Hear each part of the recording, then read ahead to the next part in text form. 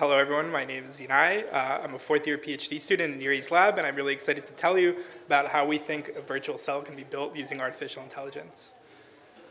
One of the long-standing dreams of computational biology, if not the core dream of computational biology, is to be able to perform experiments in silico, so to simulate experiments.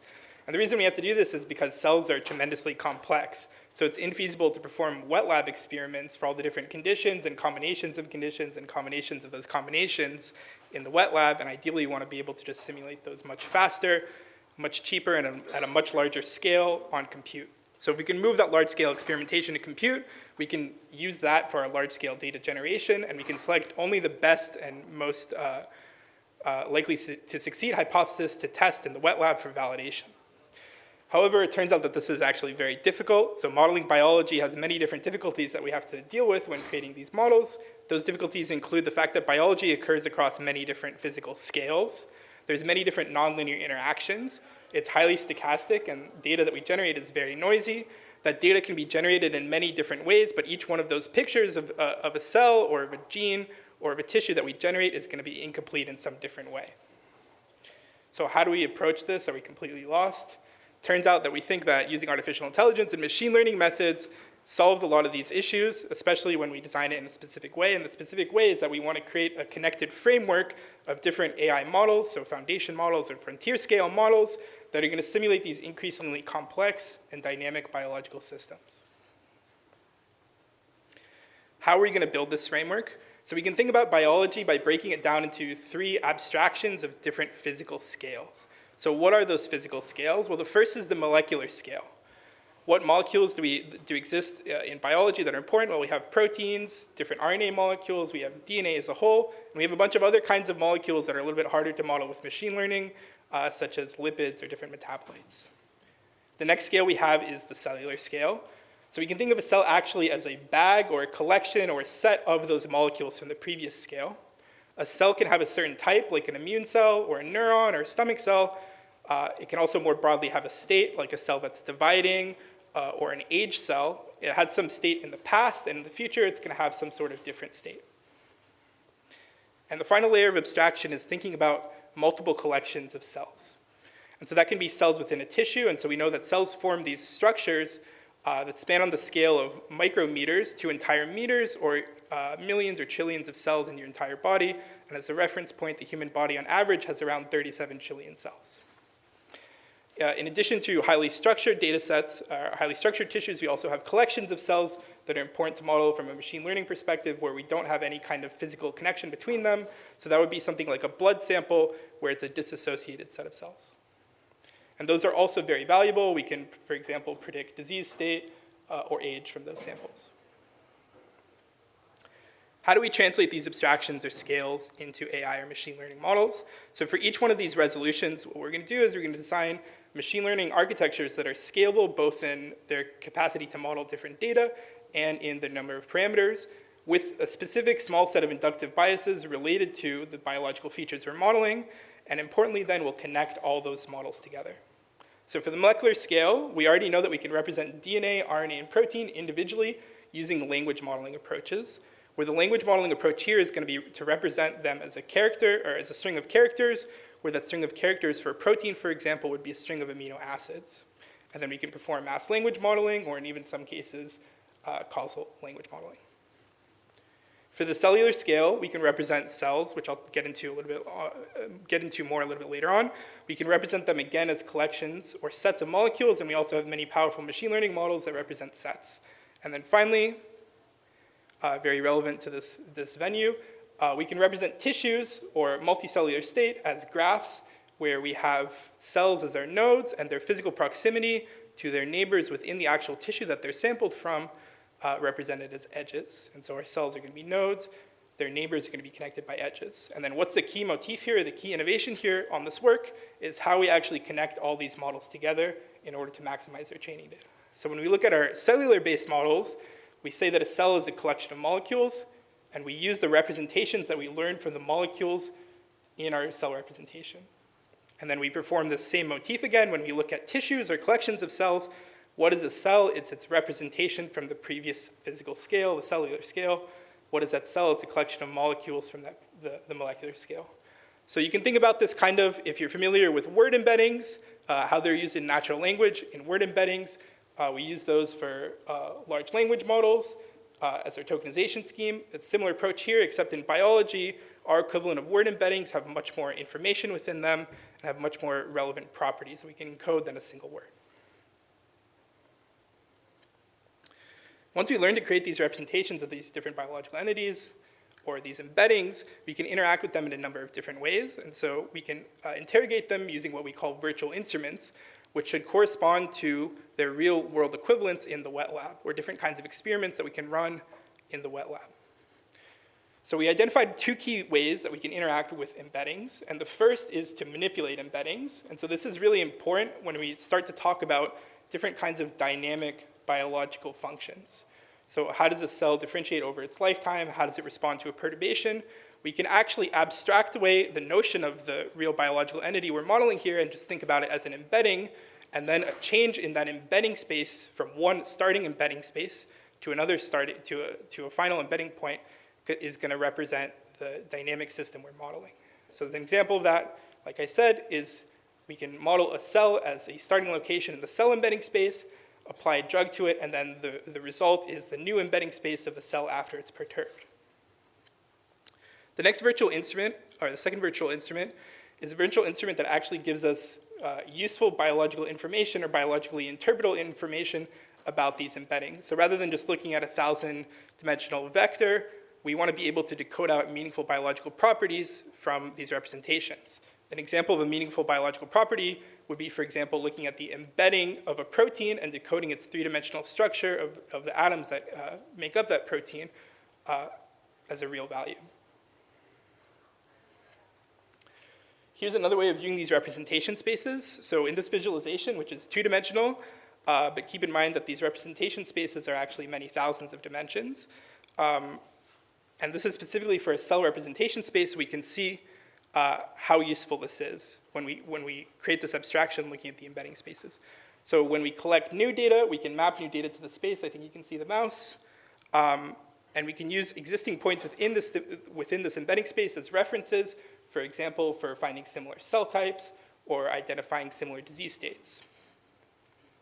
We can also see within this embedding space that we can view dynamics as just changes or paths within the embedding space. So if we look at a cell as it changes over the course of aging, for example, or as a disease progresses, we can see that as a movement along a path in the embedding space itself.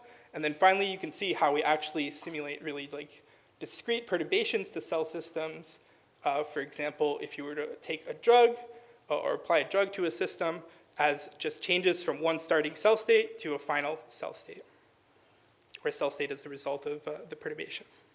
And it's important to remember also, these representation spaces exist for all three of the physical scales. So that includes the molecular scale as well as the multicellular scale, and these different kinds of abstractions of going from embedding to new embedding or embedding to biological readout exist at all three of these levels, and that finally these levels are directly connected within each other through that motif of the tokenization scheme, which means that if we have any kind of interpretability system or any kind of system that does simulation based off of those or collect any information related to these different scales, it's all encoded and that information is accessible within these representations. As a very first step towards recognizing or creating the stream, we did actually create models following this framework, and the first model that we created was for the cellular scale, and we called it the universal cell embedding, also abbreviated as UCE. And so I want to tell you about how we go about designing these specific models with specific sets of biological inductive biases. And then I'm also going to tell you about how we're working on improving this model. And so this model is available open source on GitHub, and the preprint is out right now, and it's currently in the second round of reviews. So in order to represent a cell, we first need to understand how cells operate, and then what the data that we're going to use to represent the cell, how that data is measured. So every cell in your body has the exact same genetic code, or DNA. So if all the cells have the same genes, or DNA, how do they carry out such diverse functions? Why does a neuron have a different function? Why does it appear differently than a skin cell or a cell in your eye? The answer is that even though they have the exact same core set of instructions, so the same set of genes, they're going to express those genes at different levels. And what that means is that each cell is going to read off different parts of its genome into RNA molecules, which are then converted again into protein molecules at different abundances. So within each cell, we have a different quantity of each gene. And that value is called the gene expression value. And we have a really cool technology that's fairly new in the biology space, came out around 10 to 15 years ago, called single-cell RNA sequencing, that's going to actually measure those RNA molecules themselves, and we can easily relate them back to the genes that they came from, and that gives us our gene expression value. So this is going to be, for each cell, we're going to have a vector of about 20,000 dimensions, and we're going to have count values for it. Okay, so we have this data for these cells. How do we create representations for it that are informative? Why do we actually have to create low-dimensional representations? Why can't we use this data? So we have this 20,000 dimensional gene expression vector, and it turns out, unfortunately, it's highly noisy in a number of different ways. So in biology, we call these different values or these different effects batch effects, and we have a number of different ones specific to single-cell RNA sequencing data. So the first one is zero inflation. So that means although we're profiling the expression of around 20,000 genes, many of those genes are going to have zero values, so our data is highly sparse. And then even for the genes where we don't have zero values, the same gene in the exact same cell profiled in different experiments is going to have very variable expression just because of the technical noise that's added to it by these experiments. So previous solutions have solved this by trying to do various methods for dimensionality reduction, including linear methods like PCA, or slightly more complicated nonlinear PCA using variational autoencoders. The problem is because of the noise and these different batch effects within these data sets, this has been really restricting the field of single-cell RNA sequencing analysis to this kind of small data setup, right? How do we move from small data, analyzing individual data sets collected from single labs or single grad students at one time, to analyzing all the different data sets that we've collected across every experiment? In order to do that, maybe we can think about different approaches to modeling this data rather than just looking at the gene expression vector. So one solution that we could do is we could try and model cells as a sentence, which if you ask a biologist won't make any sense to them, but maybe to a machine learning crowd it does make sense, because if we can model cells as sentences, then we can apply some sort of framework for natural language, such as causal decoding to them, and we have a new nice way of representing cells. However, if we're going to do that, we have to be really careful, and we have to think back to our biological inductive biases before we just apply these new architectures.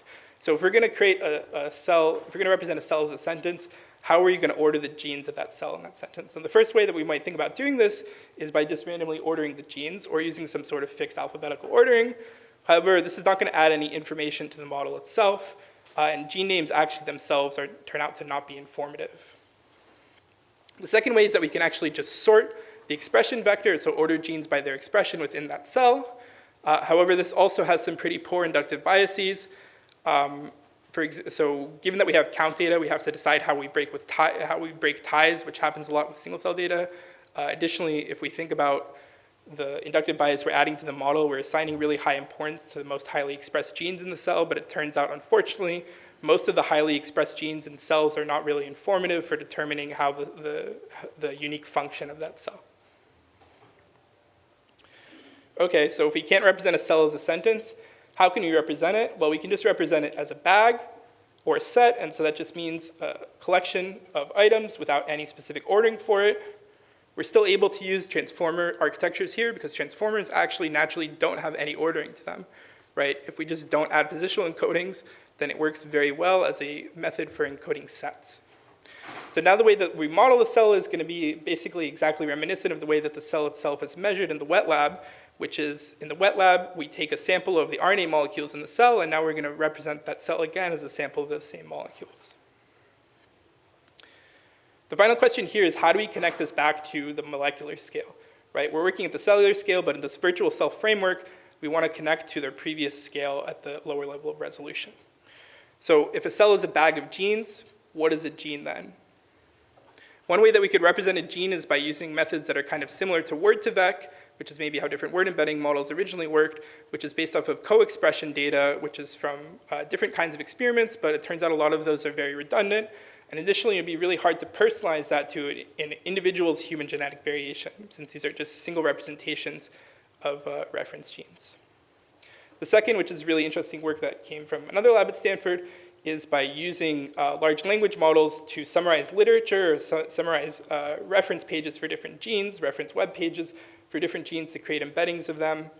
However, again, this falls into the same difficulties where maybe we can't model species that are poorly studied or different genes that are poorly studied, and it could also be difficult to translate this approach to individual human genetic variation. So the solution that we settled on was to actually just represent genes by their real genetic sequence, specifically their protein coding sequence. Then a final consideration for UCE is that we want the space to be universal, which means that if we collect similar cells in different experiments, everyone should be able to map those cells to the same space, to the same locations in embedding space. That location embedding space should represent real similarity between cells. So this is very different from the approach in single cell that's typically been done, which is either just to not map different data sets together and only analyze single data sets at a time, or to train models from scratch every time you collect new data, especially training those models from scratch with some sort of implicit bias about cell type locations or cell type populations within those data sets, which negatively affects the model. So all those model choices combine to inform us on how we design the UCE architecture. So we're going to represent a cell as a sample of the genes that it expressed, weighted by those genes' expression in the cell and with replacement. We're going to represent those genes, so tokenizing them, using a large protein language model called the ESM2 language model. That's our equivalent of word embeddings here. And we're going to take that representation and feed it as an input to a transformer model, which is going to create an embedding of the cell as a whole. And that transformer model specifically is a 33-layer, 650 million parameter transformer model. We trained UCE on 36 million cells from more than 350 different data sets, dozens of tissues, and importantly, 8 different species. And because of those different model design choices, we can map new data sets to the exact same space as UCE. So what I'm showing here is dimensionality reduction UMAP plots of the 1,280 dimensional UCE space, where each point in that plot is a cell, and they're colored by the author's cell types. And so you see that the embedding space recaptures the structure related to cell type information, even though that's not passed into the model directly. And what I haven't shown on this slide yet actually is these are from 4 different species that weren't in the training data at all, and because we've connected the molecular scale to the cellular scale, the model has this implicit understanding of any genes from any species that we throw at it. Although this is currently just showing for different species, it's also important to understand how we can extrapolate this approach to human genetic variation. So even though we have the same set of genes between different people, essentially, it's the small differences in those genes that makes each one of us who we are. So I want to skip ahead a few slides due to time restraints, and I want to tell you about how we're working on improving this model. So I think you might have heard about this project earlier in the day, but we really want to improve how we model the molecular scale first and form a strong basis or a strong base for our future models on the cellular scale and the multicellular scale. And so we're doing that by creating new representations of all the different molecules that are available for us to model and measure at the molecular scale. And if we look at how UCE fits into this right now with UCE, we have a cellular scale model that represents genes as proteins. And what we want is a new model that can represent all the different biomolecules available to us. And we called that model, as you might have heard earlier, the dogma language model. Awesome. I think it's time for questions. I'd like to thank all of my collaborators and obviously my PI as well, Yuri. Thanks, everyone.